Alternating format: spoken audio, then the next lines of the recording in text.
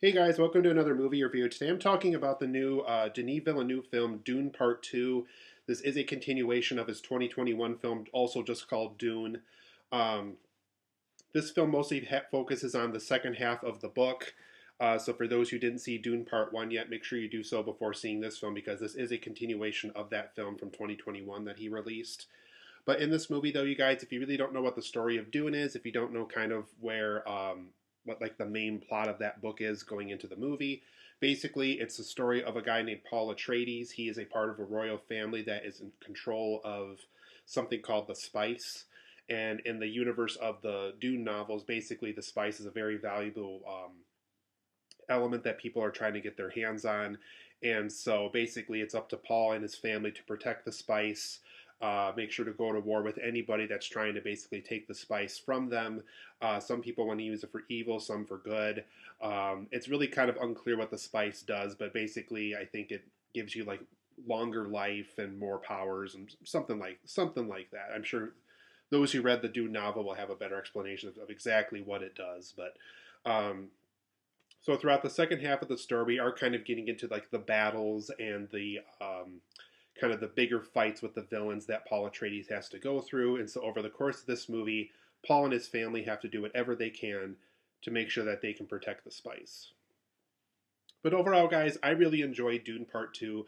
I liked Dune Part 1, but I thought there was parts about it that could have been better. I do think it really was kind of a setup movie, and I know that's kind of the intention of what that movie was, but I do like how this film really is about the battles and the story itself, and Paul Atreides kind of coming to terms of what he has to do as a member of the Atreides family, protecting the spice. So I thought it was just an overall better product this time around. I thought Denis Villeneuve's vision felt stronger this time around. So let's kind of go over some positives and negatives as to why I really enjoyed this film, but also some things about it I think could have been better as well. So for my positives and negatives of this movie, this film is bigger and grander than Part One. Denis Villeneuve, I do feel, has a bigger scope this time around. He really kind of gets you into these arenas and these places and the overall planet of Arrakis and stuff like that. It does feel grander. The battles feel bigger scale. It really does feel like they got more people involved as far as people that you actually see on the battlefield and stuff like that. So it's bigger and grander than Part 1. Huge compliment because Dune Part 1 I thought also did a really good job with that. This film does feel bigger and grander than that first film.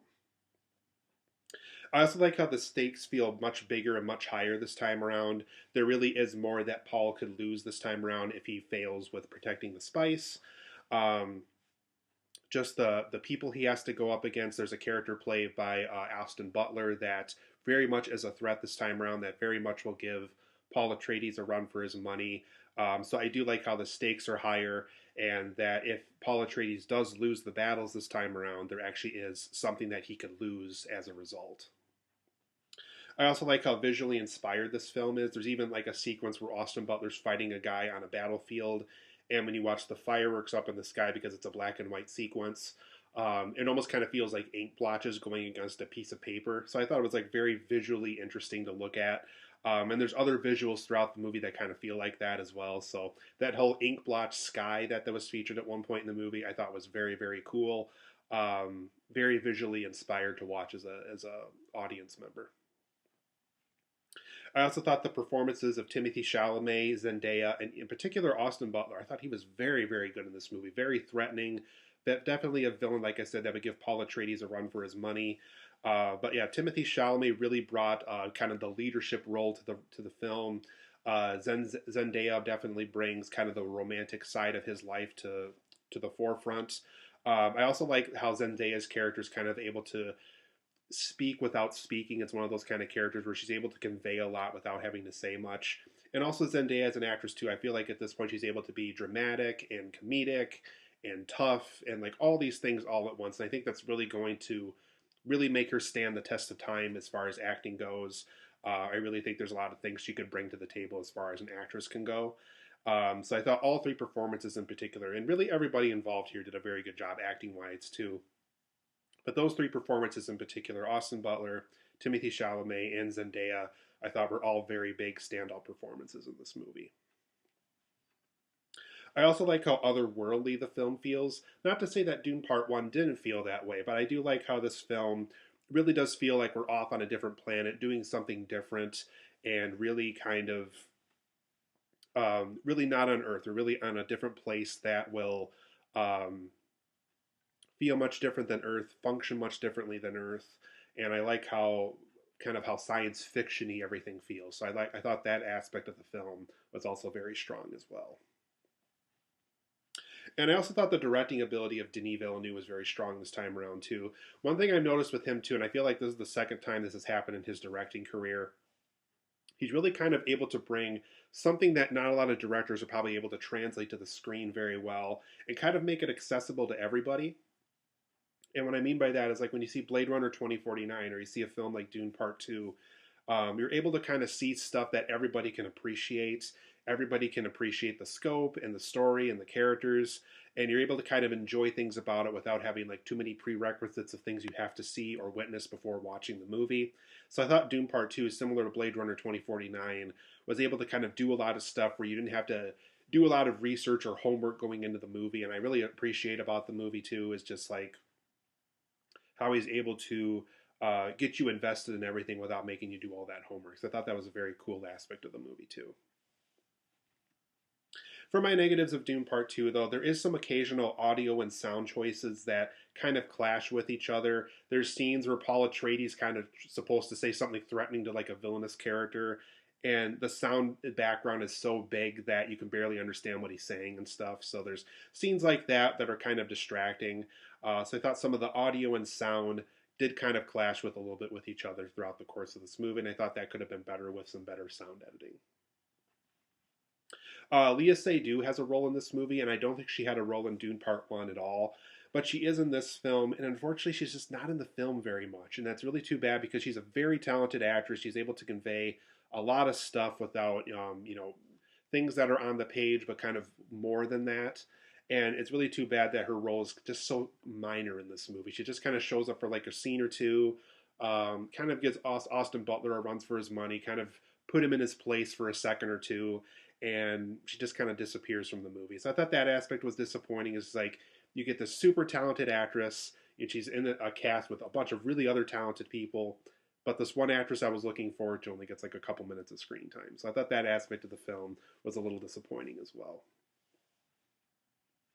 There's also these characters that kind of have these council meetings throughout the course of this movie, and they have these veiled like facial disguises. Clearly, they're trying to represent like a cult religion or something.